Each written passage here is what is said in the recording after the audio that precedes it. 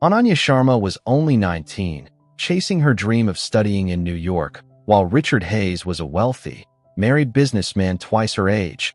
And when their worlds collided in a secret affair built on money and lies, it set off a chain of events that ended in betrayal, obsession, and murder. In 2022, 19-year-old Ananya Sharma arrived in New York City with dreams larger than the luggage she carried. She had grown up in a small Indian town where her parents worked tirelessly to give her a better future. Being the first in her family to study abroad filled her with both pride and pressure. The city felt like a dream. Skyscrapers touching the clouds, streets buzzing with life at every hour, and opportunities seemingly on every corner. But beneath that excitement was the harsh reality of surviving alone in one of the world's most expensive cities. Ananya enrolled in a business program at a prestigious university. The workload was heavy, and she felt the constant weight of needing to succeed.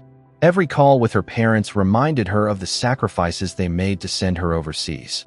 Her father had taken loans, and her mother often skipped her own needs to save money. Ananya promised herself she would not let them down, but reality pressed harder than her optimism. Rent was steep, tuition costs drained her, and part-time jobs barely covered basic expenses.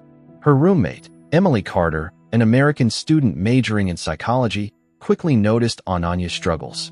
Emily was friendly, but she lived a relatively comfortable life compared to Ananya, who counted every dollar before buying even the smallest things. The difference between them reminded Ananya daily of how precarious her own situation was. At night, when the noise of the city softened, she often stared at the ceiling, wondering how she could balance her studies and finances without collapsing under the weight of it all. Loneliness added to her burden. She missed her family, the comfort of home-cooked meals, and the familiarity of her language. She was young, hopeful, and determined, but the city was about to test her in ways she could never have imagined. One night, as Ananya scrolled through her phone after finishing a long shift at a cafe, she stumbled upon online groups and forums where young women openly discussed ways to earn extra money. Most posts were about tutoring or babysitting, but one particular thread caught her attention. It was about sugar dating, where wealthy men supported younger women financially in exchange for companionship. At first, she dismissed it, but the more she read, the more curious she became. The stories painted a picture of glamour, fancy restaurants, shopping sprees, and financial security, all while attending college. It seemed like an easy solution to her growing worries. Over the next few days, she kept returning to those posts, reading testimonials from students just like her who claimed to have paid their rent and tuition through such arrangements. She told herself she would only look, never act, but the thought lingered. Eventually, she signed up on a private platform that matched sugar babies with sugar daddies. Within hours, she received messages from older men, but most felt wrong. Too pushy, too crude, or outright suspicious. Then one profile stood out: Richard Hayes. Richard was different. His pictures showed a polished, successful man in his late 40s. His bio described him as a businessman who valued discretion and respect. His messages were polite, his tone careful, and unlike the others, he didn't rush her. Richard offered what seemed like reassurance, telling her he admired ambitious students and simply wanted good company without drama. For Ananya, exhausted by her financial pressures, his words felt safe. The promise of stability drew her closer. She knew it was risky, but desperation spoke louder than caution. Without realizing it, Ananya was stepping into a world where the line between security and danger was razor thin. As weeks passed, Ananya began to live two separate lives. To her classmates and professors, she was the hard-working international student struggling to keep up with assignments and presentations. To Richard, she was the secret companion who dined in exclusive Manhattan restaurants and stayed in luxury hotel suites. The double life excited her at first, but it quickly became exhausting. She made sure her phone was always locked, her receipts hidden, and her late-night outings explained as study sessions or extra shifts at work. Emily, her roommate, started noticing changes. Ananya returned home with designer handbags she could never have afforded. Her clothes smelled faintly of expensive cologne, and she seemed more distracted in class. When Emily asked questions, Ananya brushed them aside with vague excuses about tutoring wealthy clients. Emily wanted to believe her, But the sudden shift was too dramatic to ignore. What Ananya didn't reveal was that Richard had a family. He lived in an upscale neighborhood in New Jersey with a wife and 2 children. During their conversations, Richard always avoided personal details, but occasional slips and late-night phone calls made Ananya suspicious. When she confronted him, he admitted he was married but assured her it didn't matter. He insisted their arrangement was separate from his family life, something only between them. Ananya tried to convince herself it was harmless. After all, she wasn't in love, at least not in the beginning. But Richard's charm, the way he flattered her intelligence and promised her a better life, began to cloud her judgment. She told herself she could handle it, that no one needed to know. Yet deep down, she felt the danger of the secrets piling up around her, and how quickly one wrong move could expose everything. The first few months with Richard felt like a dream. He spoiled Ananya with gifts she had only seen in magazines, jewelry, designer shoes, and envelopes of cash slipped into her purse after their dinners. For a while, she felt liberated, no longer constantly worrying about rent or tuition. The thrill of living a secret life gave her confidence she had never known before. But slowly, the sweetness began to fade. Richard's tone shifted from charming to demanding. He wanted to know where she was at all times, who she spoke to, and why she didn't answer his calls immediately. What once felt like generosity began to feel like ownership. Ananya started noticing how quickly his mood could turn. If she missed a dinner, he accused her of being ungrateful. If she mentioned wanting to spend time with friends, he made her feel guilty for forgetting who supported her. His words carried both affection and threat, blurring the line between care and control. Ananya, who once felt empowered by the arrangement, now felt trapped. The breaking point came when she casually mentioned saving money to eventually support herself without his help. Richard's expression hardened, and his voice grew cold. He reminded her that she owed him for everything. Every dollar, every gift, every opportunity. He even hinted that he could contact her family in India and reveal her secret. The thought of her parents learning about her double life filled her with dread. What was once an escape from her financial struggles had become a cage. Ananya began to feel the walls closing in. She still smiled in public, still attended classes, but beneath the surface, her fear grew stronger each day.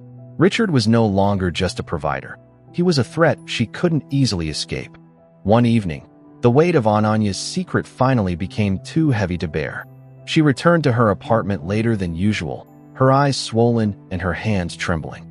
Emily, who had grown increasingly concerned, pressed her gently until Ananya broke down. Through tears, she admitted what she had been hiding for months. She confessed that the man funding her lifestyle wasn't just wealthy, but also married. His name was Richard Hayes, and she was terrified of him. The more she spoke, the clearer it became how deeply she had entangled herself in a relationship she no longer controlled.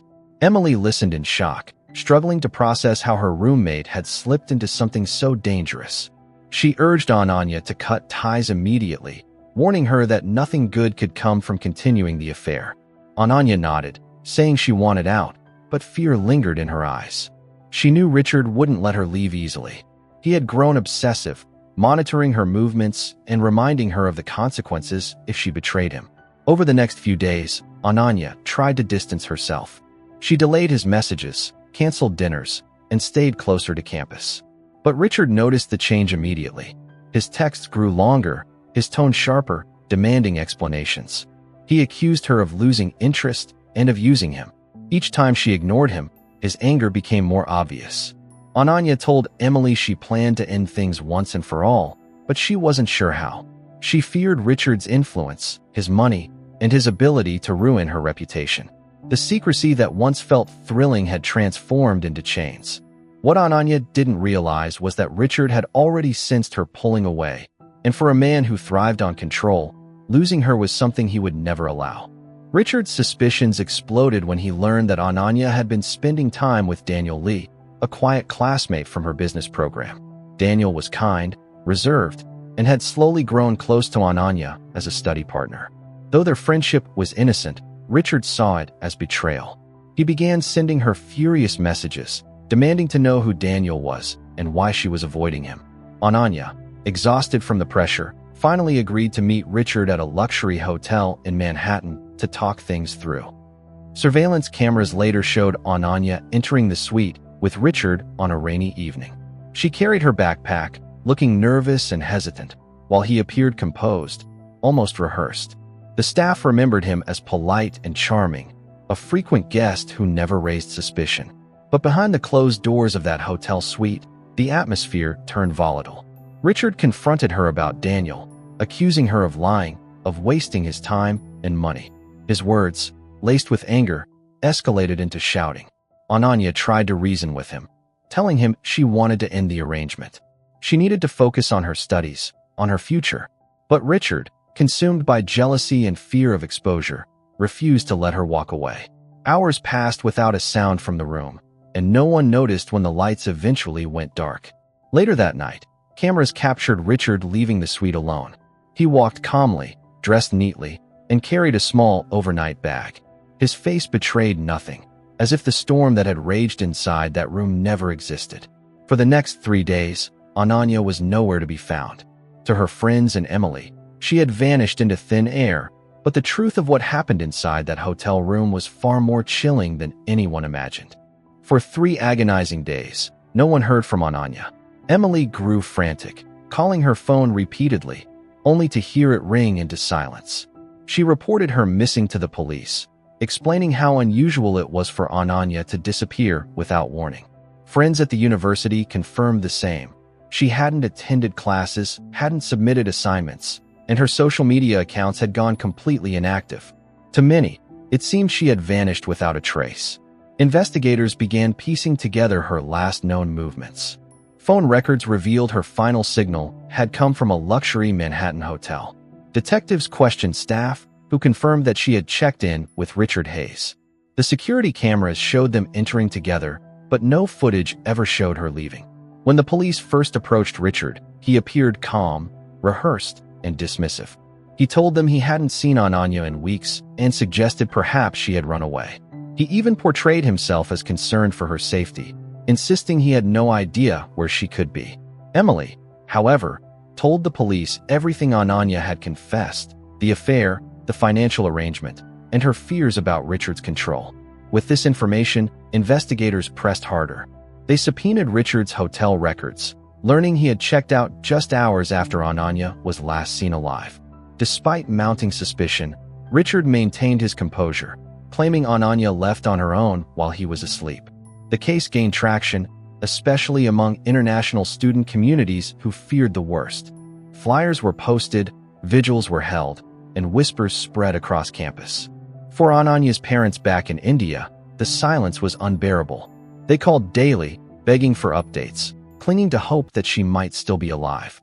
But investigators knew the truth was closing in, and the answers likely lay hidden behind the hotel's walls. The breakthrough came when detectives obtained a warrant to search the hotel suite Richard had rented on the night Ananya was last seen. At first, nothing seemed unusual. The room was spotless, the bed neatly made, the bathroom gleaming as if freshly scrubbed. But trained investigators noticed small inconsistencies, faint traces of cleaning chemicals stronger than what housekeeping normally used, and a section of the bathroom wall that sounded oddly hollow when tapped. Suspicion turned into horror when a maintenance team removed the false panel. Behind it, wrapped tightly in layers of plastic, was Ananya's body. The discovery stunned everyone. Ananya's disappearance was no longer a mystery, it was a tragedy. The medical examiner later confirmed that she had been strangled, a violent end to a life that had only just begun. Detectives were shaken by the brutality of the concealment. Richard had gone to extraordinary lengths to hide her, treating her not as a human being, but as a problem to be erased. News of the find spread quickly. Headlines across New York and India carried her name, painting the grim picture of a promising young student whose dream of success had ended in betrayal. Emily was devastated, her worst fears confirmed, while Daniel, the quiet classmate who had admired Ananya, struggled with guilt, wondering if his friendship had somehow triggered Richard's jealousy. For the police, the discovery provided the evidence they needed to move forward. Every detail pointed back to Richard Hayes, his hotel booking, his lies during questioning, and the surveillance footage of him leaving alone. The mask of the charming businessman was gone. In its place stood the image of a manipulative predator who had lured a vulnerable student into his web and silenced her when she tried to break free.